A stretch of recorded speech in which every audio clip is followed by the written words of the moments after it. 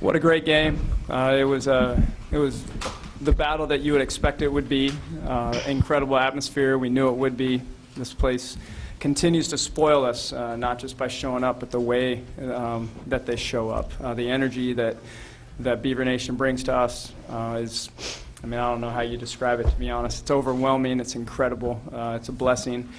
I was so proud of this team for taking strides forward, not just tonight, but all 80 minutes this weekend. I thought this team just continues to mature right in front of our eyes. They're rising to each challenge that's in front of them. The other night we came up short. I didn't think we were quite mature enough defensively, especially. We made a few too many mistakes that allowed them to separate from us, and then we couldn't overcome that tonight. I thought our defense was on point from the beginning. The mistakes were fewer. The shots were huge that this team hit, and I just thought that their energy, just their overwhelming energy and their will to win was elite tonight. And I just couldn't be happier for this group. Oregon's obviously a great basketball team, and forced us to play, huge. And that's what the Pac-12 is. It's a privilege to be a part of it, and we're all making each other better as we move forward. And so it was a great night in Gill. And this group is just continues to amaze me and everybody else, and they're just scratching the surface of what they're capable of, in my opinion. Katie, you played in a lot of big games here, and last year Civil War, you had a big shot. Where does this rank, and just how exciting was it to finish off your home career against them here with the win tonight? Well, it feels really good going 6 for 8 in Civil War games among my career. Civil War games are always fun, and tonight was just amazing with the crowd we had, the big performances we had, and just really proud of my team and what we were able to do tonight. 6-2. Oh, 6-2. So Yeah. 6 for 8. Oh, 6 of 8? Yeah. Nice. Dustin, you guys had struggled a little bit offensively the first 6 minutes of that fourth quarter. What kind of changed, down the stretch? I mean, you got open for a big three. Was there anything you guys were able to do, or what were they kind of doing that didn't allow you guys to get going in the fourth quarter? I think just they were changing their defense around. We adapted to it. Our coaches are smart. They called great sets that could, take advantage of where we were open. And I think we did a good job of just being patient and just waiting for our shots to come. We're a great shooting team. We know we're going to hit. They're just going to fall. So when they attack their weakness. Aaliyah, how much did Friday night's game motivate you guys here at home? Yeah, I think we were right there in Friday night game, and we knew we didn't put our best game, so that was definitely a huge motivation factor for us. And then obviously playing in front of our family, this is all extended family to us. So coming off Friday's game, these last 2 days we really worked hard, made a few adjustments, but we were excited to get back out here. Scott, you talk a lot about building this team and how it grows and all that. Does this happen tonight in the fourth quarter if you don't go through that Arizona State and Utah situation where you have to figure out how to win games? Yeah. I think it all works together for sure, and that's the beauty of the journey for a teacher and a leader, is that you get to take strides off each lesson, and we're just looking for lessons. Anytime you play a great team, you're going to have the team's ear, hopefully, because they know they're going to need to be on point to win. Anytime that you get beat, there's no better time because it hurts. So then there's opportunities to build them up, show them what they can do differently, because they're ready to listen, they're ready to learn. They don't want to experience that again. And so each one of those bits of adversity has bumped this team forward, and so the ASU loss exposed us defensively to let a player go 9 for 9 in the second half, like Ibis did, to beat us. Obviously can't happen again, and so that helped us learn and grow. The other night helped us learn and grow. The Stanford loss helped us learn and grow. It's taken great performances to beat us. We knew that, so that's very encouraging too. And so it's our journey that we're on. I think there's still more growth ahead, but I don't think you have to lose to learn, though. And that's what we're getting to here, is this team just understanding what they're capable and seeing themselves. We have a first-year point guard, and we have a first-year 5. While they might not be freshmen to our program, they're in their first year in those positions. Those are usually challenging seasons for programs. This team, I've pushed this team as hard as I've pushed any team that I've coached because they've needed to grow up quick. It hasn't been easy every day, and it hasn't even been fun, to be honest, for me, because I would love for them not to hear my voice as like fingernails on a chalkboard, which they have at times, but they have to see themselves what they're capable of. Now we've had these enough experiences to where they're like, oh, I guess we are pretty good, you know. And it's like, yeah, no, you're not just good, you're elite. So let's keep grinding and expecting more from ourselves. So I'll never pass up an opportunity that comes in any which way, you know, to foster growth. So yes, it's all work together. You started, or you played Grimmett a lot Friday. You started here, and what made you decide to do that? Ruthie Hebert. You know, Ruthie was confident against Maddie. I mean, Maddie is a great post defender, but Ruthie's bigger, you know, and that right hand is hard to stop unless you have length. And so I thought we impacted her in the game one with our length, both Joe and Trish. And so, you know, it didn't surprise me where they went with the ball. It was just like Ruthie was just too confident. So we needed to do something different, I thought. And we've liked Joe coming off the bench. She seems to be comfortable in that. But at this point of the season, February now, I think Joe knows who she is. I don't think the role necessarily matters starting off the bench. Just what can I do to help the team? That's what she's demonstrated to me. Scott, talk about the job the bigs did defensively, especially help side. I know the team defense was great, but especially the bigs tonight. Yeah, clogging up the middle, that's their role, you know, is take away the rim. And the game changed, of course, when Ruthie went down. You know, then it turned into just a chess match that neither of us had probably prepared for. I mean, we hadn't. It threw us off our game in our third quarter because they've got 4 guards on the floor. Figured they would do that and just go small with Boley and Satu at their 2 post positions. Now they've got 5 guards, so we went small as well, which threw our offense off a bit. You know, then they went to a zone, and we're trying to run stuff that we've never run with people in positions they've never been in. You know, but we had to adapt, and then finally we settled in the fourth quarter with a bit of a wrinkle with Joe out there and had her guard a guard.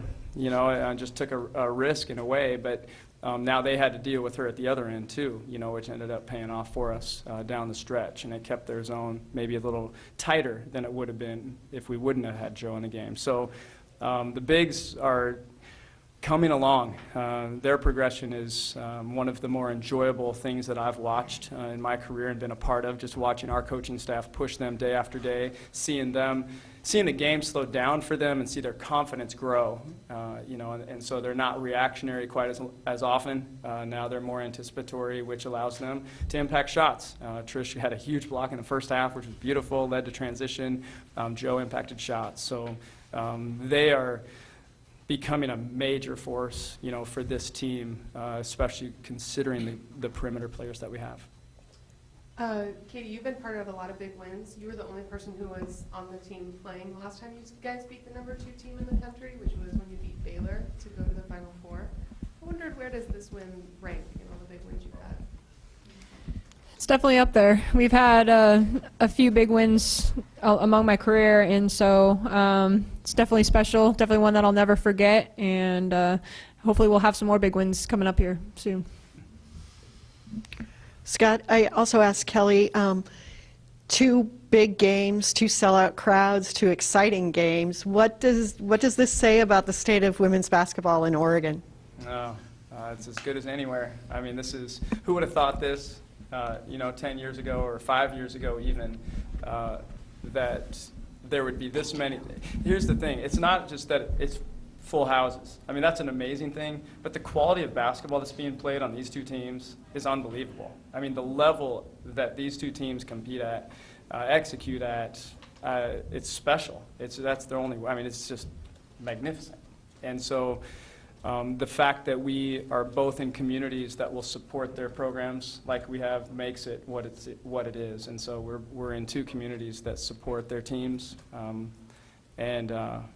I don't know where else this is happening, you know, quite like this with people this close, with 2 programs this close together geographically, you know, and so it just makes everything we're doing more special, knowing that we've got amazing platforms to operate from locally and nationally. Everybody, all eyes are on Oregon right now, you know, and this state just is, I don't know. The Northwest has loved women's basketball for a long time, though, and it's really neat to be a part of seeing it come to this level, it come to fruition where we're both garnering the attention that we are. Yeah, it's special. Aaliyah, why do you like coming off the bench so much? Or do you not? Are you playing this well because you're trying to wear in a starting spot? Aaliyah was like, Coach, can you just bring me off the bench? She's awesome off the bench, so I'm curious.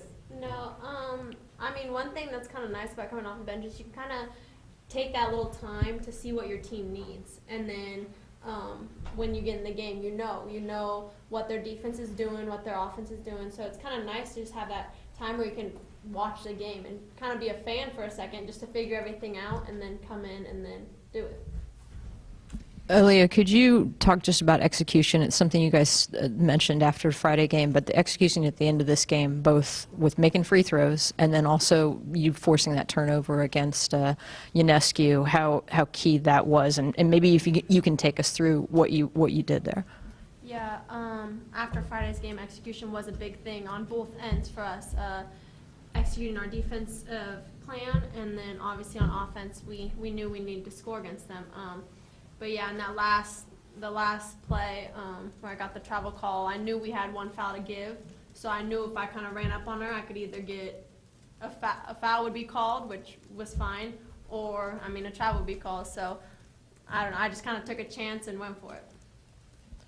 Scott, it was a week ago, the NCAA comes out with its projected #1 seeds. A week later, 3 of them have lost. From a big picture standpoint, can you put that in perspective about just how exciting that is, really? Yeah, there's so many great teams, so many well-coached teams. I think with Connecticut getting beaten the last couple of years, that's given a lot of people hope. I think that's one part of it. You want to believe that you have a chance. I think not only does that impact the players amongst probably the top 20, it impacts the coaches too. We're coaching from an opportunity where we can get this done, and there is hope. And there's not just, I don't know, when we went to the Final Four, you're playing against a Connecticut team that hasn't lost in 4 years. It's almost like, what's the point of this? Just hand it to them. Is how it almost felt. Even though you don't want to believe it, it was almost inevitable. That's no longer the case at the moment. Everybody feels like they have a chance. And so I think it's belief, it's confidence, and it's great coaching, and there's great players dispersed around the country now, and it's exciting time. Scott, can you just kind of speak to getting your 200th win in a special environment like this, in a game like this, and an upset like this, everything that goes along with that? I honestly didn't know this. I didn't even hear it until somebody told me standing on the court out there. And so, it's going to be one I don't forget. What a way to get a milestone, I guess, victory. And so grateful for the opportunity to work at my alma mater. Grateful to coach amazing people like this. I'll tell you, I'm standing on the court up there, and the greatest thing is it's like great game. Thank you. But my favorite compliments are, Coach, thank you for aligning and recruiting these incredible young women. That they're role models to everyone, and so numbers are numbers, and those wins are wins. But when you get to coach a group that you believe in, not only as competitors, but you believe in as people, and that who are focusing on outward and staying up there for 20 minutes, greeting every single person, that's what makes this all worth it. So these are amazing people, amazing role models, and so that makes every win special, and it makes the losses. People with high character are going to even turn losses into wins. So it makes it all worth it to me. And so it's a night that obviously, for that reason, for every reason, we won't forget this ever. That was a second sellout in the history of our program. And to win in style like that against your rival, what's better?